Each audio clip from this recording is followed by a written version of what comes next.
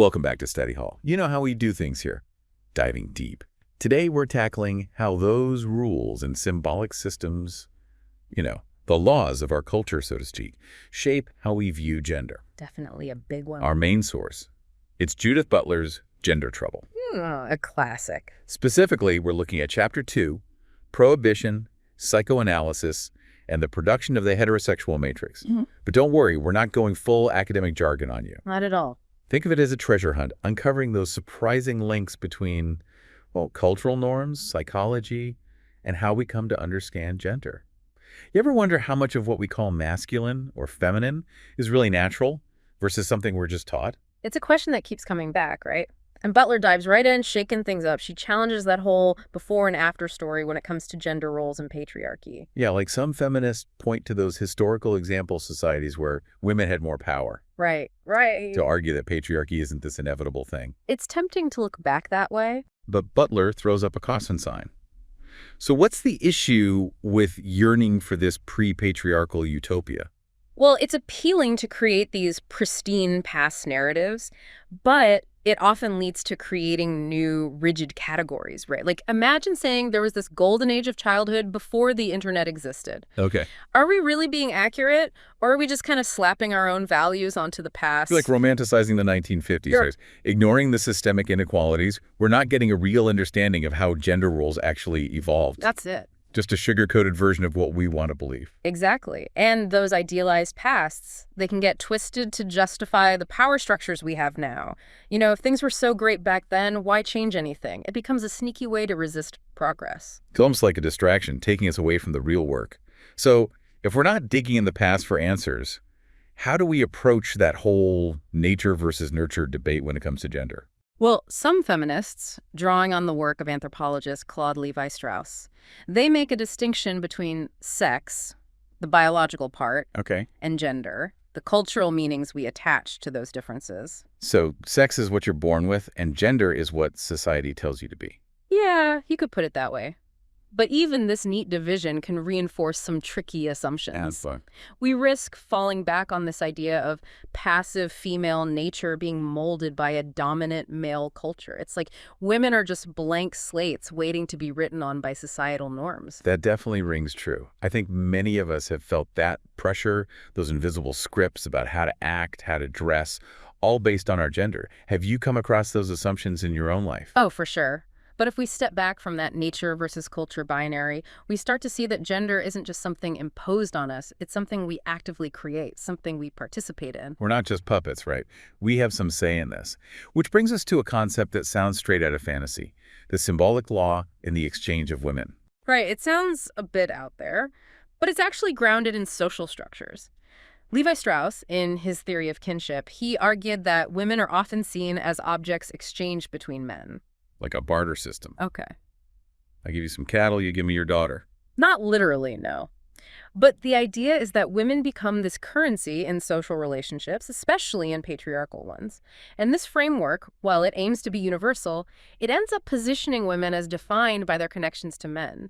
Their individuality gets kind of lost in the shuffle. It's so limiting. It's like women only exist in relation to men, not as their own complex individuals. Where's the room for women's agency in this whole setup? That's a crucial point, and that's where feminist thinkers like Luce Irigaray come in. Yeah, I was going to ask about that. She asks, what happens when women refuse to be simply exchanged? What if they assert their own agency? Define themselves on their own terms? Now that's a powerful question. It completely disrupts this whole exchange system.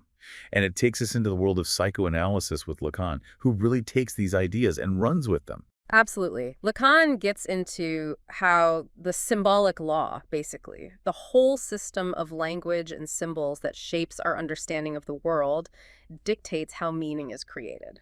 Okay, that sounds a bit heady. Can we get a real-world example here? Sure. One of Lacan's most famous concepts is the phallus. But before we get sidetracked, this isn't about a literal body part.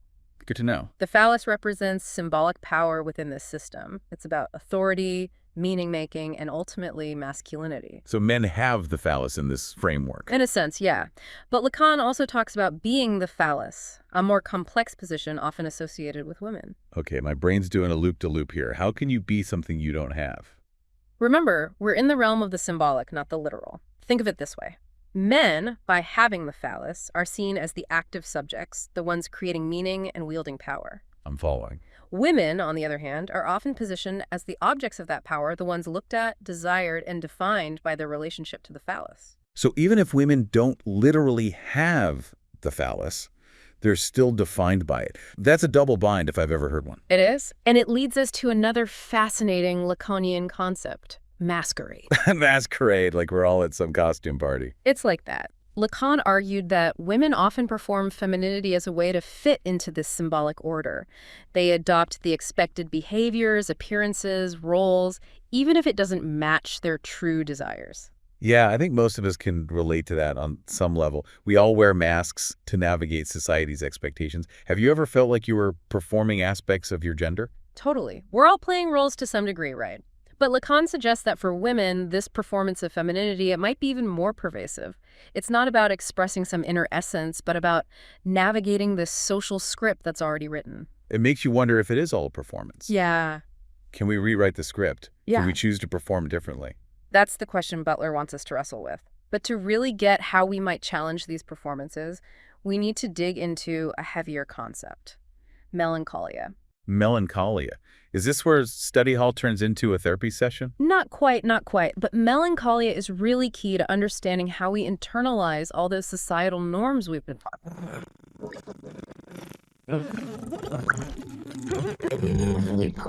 And it becomes a part of us. Like lugging around an emotional suitcase full of unacknowledged grief. Perfect analogy.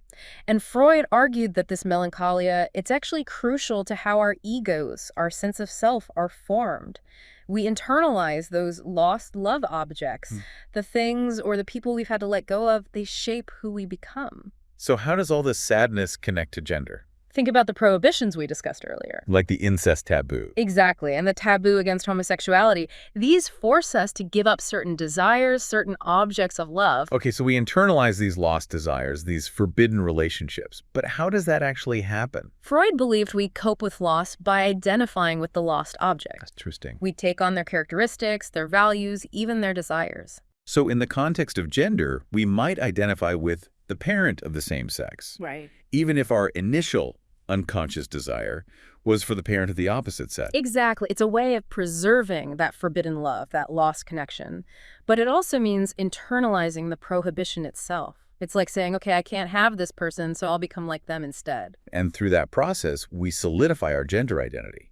We become masculine or feminine by internalizing the very rule that tells us we can't desire the same sex. It's complex, but yeah, that's the core idea. Gender identity, in this view, is a kind of melancholic structure built on a foundation of loss, of renounced desire. That's pretty heavy stuff. So if we're all carrying this melancholy, this unresolved grief over these forbidden desires, I mean, how does that impact our relationships? Right. Our sense of self, even society as a whole? Huge question. And Butler connects this to the heterosexual matrix. Okay, yeah. The dominant framework that assumes this natural, inevitable link between sex, gender, and desire. Two genders, male and female, and they're attracted to each other. Anything else is deviant. Right, and Butler argues this matrix is enforced not just through external rules, but also through this internalized melancholia. So by internalizing the taboo against homosexuality, we're not just repressing our own desires, we're actually reinforcing the whole system of heteronormativity. It's a self-perpetuating cycle. We're taught certain desires are unacceptable. Yeah. We internalize that, and then we act in ways that uphold the system that created those rules in the first place. It's like we're all caught in this giant web of cultural expectations. So how do we even begin to challenge this? If melancholy is like woven into the fabric of how we understand gender, how do we undo that? That's where things get tricky. If gender identity is built on this foundation of loss, how do we imagine a world beyond gender without, reinscribing that loss? It's like trying to solve a puzzle with missing pieces. Maybe the key isn't finding those missing pieces, but creating new ones. Is that where Butler's gender trouble comes in? You're getting it.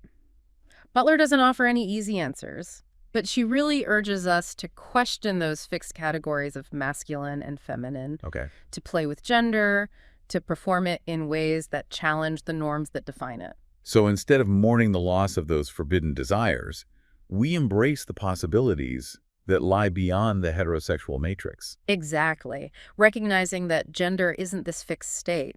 It's a fluid, dynamic performance. And by performing it differently, defying those rigid expectations, we can start to chip away at the matrix itself. That's empowering.